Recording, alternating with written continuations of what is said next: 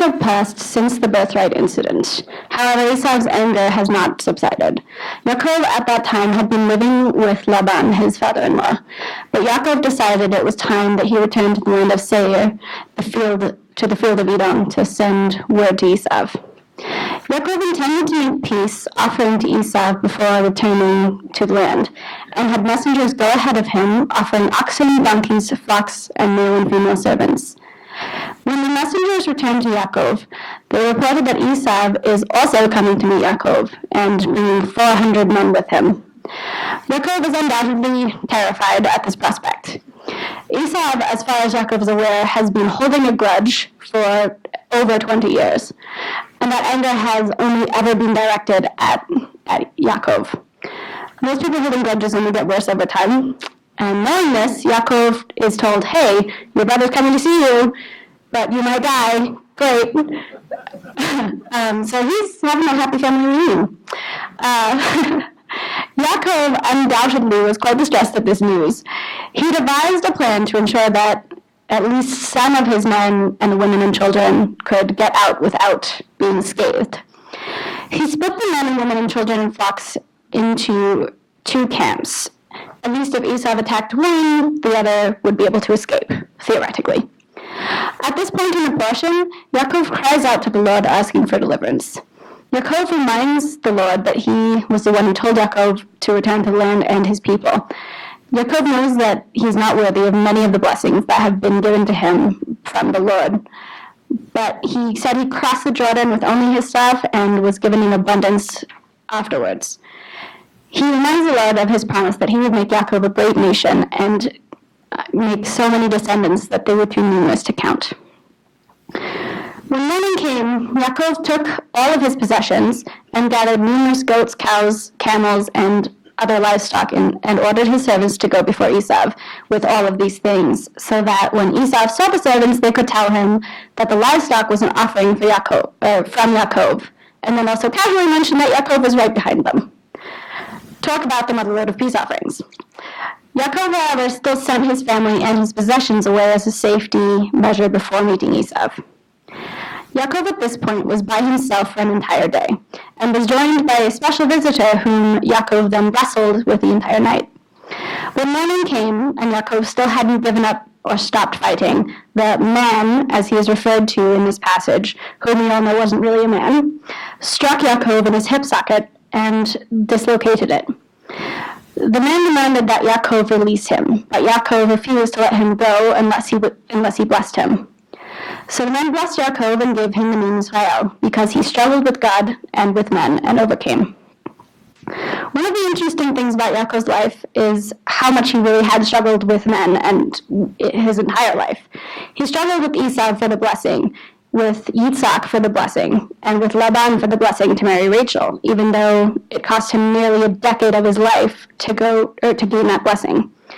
And each time he struggled, he was blessed. And then he eventually struggled with God, and was again blessed and understood the value of the struggle. Once the struggle was over, Yaakov saw Esau coming to meet him with 400 men. Yaakov, probably panicking, divided his children between Leah, Rachel, and the two female servants. He put the female servants and their children first, then Leah and her children, and then lastly Rachel and Joseph, all behind them. Yaakov clearly showed some favoritism here, putting Rachel and her only son in the very back of the line, so that Esau would have to go through the servants and Leah and all of her children before they even touched Rachel and her one son. I feel the animosity that later transpires between Joseph and his brothers couldn't have been helped by this incident, but we'll get to that later. However, much to Yaakov's surprise, Esau ran to meet him and embraced him. There was hugging, kissing, and lots of tears. Yaakov then introduced Esau to the family he had been granted. Yaakov told Esau that he hoped to find favor in his eyes by bringing the entire family out to meet him, and Esau simply said he didn't need to, because Yaakov already had his favor. Yaakov and Esau agreed to meet in Seir, but first Yaakov goes and builds a house for himself and booths for all the livestock, and called the place Sukkot. Once in the city of Shechem, Dinah, Leah and Yaakov's daughter, went to find other daughters of the land. However, Dinah also encountered Shechem, the prince of the land. When he saw Dinah, he raped her. The passage said, despite this, his soul clung to Dinah, and he loved her and wanted to make her his wife. When Yaakov heard that Shechem had lay with Dinah, and Yaakov's son heard that their sister had been raped, they were definitely not pleased. Shechem's father, Hamor, came to speak to Yaakov, offering him extravagant dowry and absolute freedom in the city and wives for all of Yaakov's sons in exchange for Dinah as a wife for Shechem.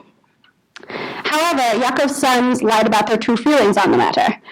They claimed they could not honor Hamor's request because they cannot condone their sister being with an uncircumcised man, and they said they would only agree to a union if Shechem and all of the males in the city became circumcised. Circumcision is no joke at that age. Once the circumcision took place and everyone was in great pain, Simeon and Levi, Dinah's brothers, killed every single male and then plundered the city out of vengeance for the injustice done to Dinah. Nowadays, crimes like this will theoretically at least get jail time, hopefully, but this was an entire city they destroyed for the honor of one woman.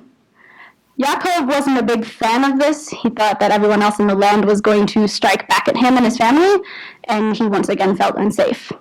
However, Levi and Simeon stood by their conviction that Dinah's safety and her reputation were more important than any of theirs, which personally I'm in favor of. Well, at least standing up for their sister. If it takes a city.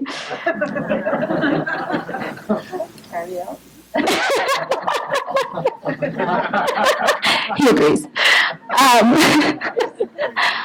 Yaakov and his sons still fled and went to Bethel and built an altar for God. God appeared to Yaakov again and essentially told him everyone was going to be okay, and Yaakov would still be blessed with an abundance because the Lord is El Shaddai. Rachel at this time was pregnant, and when she gave birth to her second son, Benjamin, she died. Yaakov named the second son Benjamin. Rachel was then buried in Beit Lechem.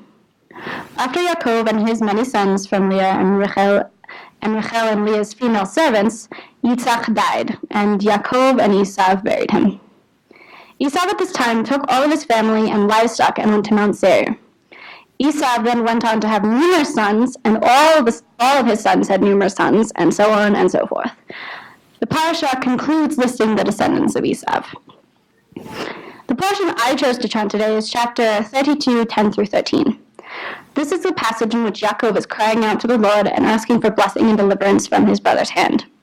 Yaakov was scared and didn't know what was going to happen.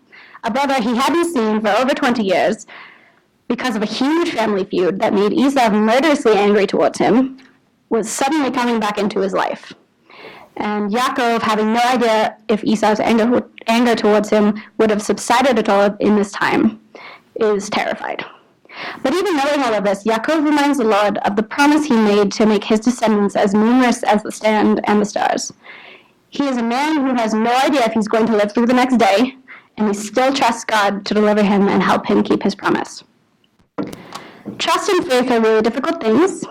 It's difficult to trust the Lord sometimes when it seems like a problem is just getting worse and it's not stopping for the foreseeable future, and there's no solution that you can see. But Yaakov still trusted enough to remind the Lord of his promise and not to just give up and call it hopeless.